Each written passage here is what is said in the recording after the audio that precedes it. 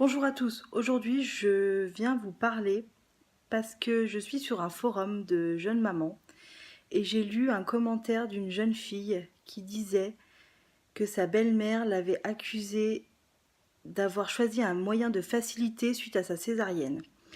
Donc je suis un peu en colère parce que la césarienne n'est pas du tout un moyen de facilité. Les idées reçues là-dessus sont que les femmes ayant subi une césarienne, parce que c'est vraiment subi, n'ont aucun mérite parce qu'elles ont choisi la facilité, choisi entre guillemets, hein, parce que souvent on ne le choisit pas, qu'il n'y a aucune douleur, donc merci, que c'est plus confortable. Donc c'est pour ça que j'ai choisi de vous raconter ma césarienne. Donc mon bébé était en siège et ne pouvait pas passer par la voie normale. Donc suite à ça, en urgence, on m'a fait une césarienne après 24 heures de travail, donc de la souffrance quand même. Donc en fait, mon histoire a commencé le vendredi, où je suis allée à l'hôpital pour me faire une version, pour essayer de retourner mon petit garçon, qui n'a pas marché. À toutes celles qui tenteraient cette solution, je leur dirais d'essayer, mais que c'est très douloureux. Il y avait deux médecins, un qui prenait les fesses, l'autre qui prenait la tête, et ils ont essayé de le faire tourner, sachant que le médecin qui avait la tête a planté ses deux doigts au fond de mon ventre pour faire basculer le bébé, et m'a fait une douleur qui a été pire que les contractions. C'est pour vous dire, j'avais la larme à l'œil, hein. Donc suite à ça, bon, ça n'a pas marché, je suis rentrée chez moi et je suis revenue chaque matin pendant 2 jours pour faire un monitoring. Donc ça, c'était le vendredi matin. Le dimanche, je suis allée me balader normalement. J'étais à 3 semaines de mon terme. Et dans la nuit du dimanche au lundi, à 1h30 du matin, j'ai perdu les os. J'ai appelé la maternité, qui m'a dit de venir, hein. Une demi-heure à 1 heure après, j'y suis allée après avoir pris une petite douche. Je suis arrivée là-bas, on a contrôlé mon col qui était ouvert à 2. On a fait un monito, on m'a fait des prélèvements, des prises de sang, enfin le schéma classique. On m'a demandé si je voulais toujours essayer la voix basse, ce que j'ai dit oui, parce que franchement la césarienne me tentait vraiment pas du tout. Donc voilà.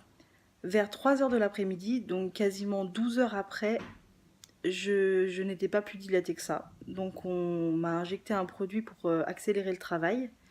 Et là, tout s'est accéléré. La douleur a vraiment commencé à arriver violemment. Et jusqu'à 19h30, je suis restée en salle de travail où j'ai atteint les 10 centimètres. Entre-temps, j'ai eu la péridurale, tout s'est bien passé vers 16h30, qui finalement n'a marché que d'un seul côté. J'avais le côté droit complètement endormi, mais le côté gauche, je sentais absolument tout. Après, je suis passée en salle de naissance. On m'a mis dans un bloc opératoire pour tenter la voix basse. Donc selon eux, c'était même pas possible, puisqu'ils m'ont mis directement en salle de césarienne, hein. Donc j'ai poussé pendant une demi-heure. Et il ne s'est rien passé, hein, finalement. Et ils ont proposé tout de suite la césarienne. Donc je suis passée en césarienne.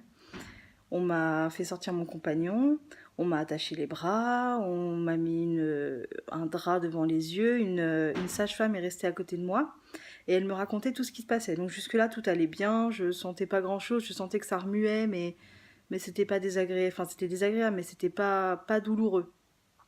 Mon bébé est né à 21h30, moment magique, on me l'a apporté. Pendant 30 secondes, j'ai pu le voir, j'ai pu lui faire des bisous et tout ça. Et puis après, on l'a pris. Ils me l'ont ramené une petite demi-heure après pour me le remontrer. Il était toujours aussi beau. Ils l'ont ramené parce qu'il faisait trop froid pour lui. Ils l'ont laissé avec son papa. Et je suis partie en... Enfin, j'ai continué à me faire recoudre, quoi. Et là, ça a commencé à être douloureux. Autant dire que je pense que la péridurale ne faisait plus effet parce que je commençais à vraiment avoir des douleurs, des vomissements. Je me sentais vraiment mal. Quand les sutures ont été finies, on m'a mis en salle de réveil. J'étais à côté d'une petite mamie, il y avait un drap entre nous, mais je l'entendais très bien, qui était dans un état, je pense, pire que le mien parce qu'elle était vraiment mal en point. Elle pleurait, elle criait, donc autant vous dire que j'étais pas dans un état super. On m'a enlevé la péridurale, on m'a donné une dose de morphine. Là, ça allait mieux, même si j'étais complètement gelée, j'avais mal à la tête, j'étais pas très bien. Je suis remontée dans ma chambre vers 1h30 du matin, avec mon bébé qui était déjà arrivé. On m'a mis dans le lit difficilement, je vous explique même pas. Et là, ça a commencé la nuit. Personne n'est venu nous voir. Le petit a commencé à pleurer, ce qui est normal. Je n'arrivais pas à atteindre le bouton pour appeler les sages-femmes, donc je l'ai pris dans mes bras avec une balafre de 20 cm en bas du ventre, hein. Donc autant vous dire que c'était assez douloureux. Et le lendemain matin, on a fini par m'aider, par me lever, par m'emmener aux toilettes, me laisser prendre une douche, regarder si ma cicatrisation était correcte. Donc sur ce plan-là, tout allait bien, j'ai pas fait spécialement d'infection. Par contre, les douleurs étaient intenses, hein. Surtout quand il faut s'occuper d'un nouveau-né, hein. C'est pas évident. Même si le papa était là, c'était quand même dur de se lever. Les lits sont très hauts. Et puis c'est un bébé, il a besoin de soins. Et puis t'es sa maman, t'as envie d'être avec lui. T'as envie de le chouchouter. T'as envie de faire tout ce qu'il faut faire pour lui. Donc tu prends sur toi et tu le fais quand même. Donc ce que je voulais résumer de cette vidéo, c'est qu'une césarienne, c'est pas une voie de facilité, c'est dur psychologiquement. Tu vois pas ton bébé, tu te sens pas femme parce que t'as l'impression que t'as pas réussi à lui donner la vie correctement. Ça te rend triste, ça te rend dépressive. Je pense que j'ai fait une espèce de dépression, hein. J'en ai beaucoup voulu au corps médical, j'en ai voulu à mon compagnon, je pense, j'en ai voulu à la terre entière de ne pas avoir pu lui donner la vie comme je voulais, de ne pas l'avoir eu sur moi tout de suite, de ne pas avoir fait le pot à pot, de ne pas l'avoir vu. Quand je l'ai revu, il était déjà tout habillé, tout propre, tout. C'était pas du tout ce que j'avais rêvé. Donc j'ai été déçue. Le séjour à la maternité a été compliqué.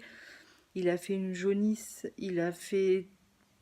Je sais pas trop ce qu'il a fait, il a commencé à vomir vert, enfin.